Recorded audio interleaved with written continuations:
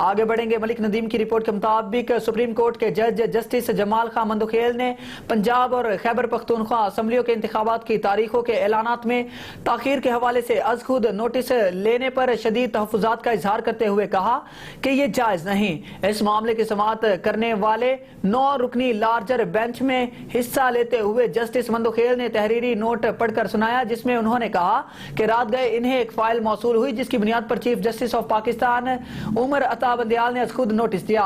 Justice Ejazul Hasan का justice मुजाहिर Ali Akbar Naqvi जो गुलाम महमूद डोगर ने 24 नवंबर 2022 के हुक्म के खिलाफ दायर किया, जो फेडरल सर्विस ट्रिब्यूनल ने इनके तबादले के सिलसिले में मंजूर किया।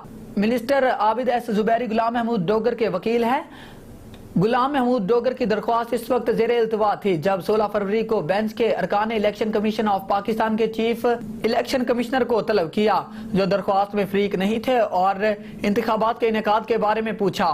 पंजाब की सूबाई असम्बली को नोट में कहा गया कि CEC के जवाब से कता नजर जस्टिस एहसन और नकवी ने आज खुद नोटिस लेने के लिए मामले को चीफ जस्टिस के पास भेजना मुनासिब नहीं समझा।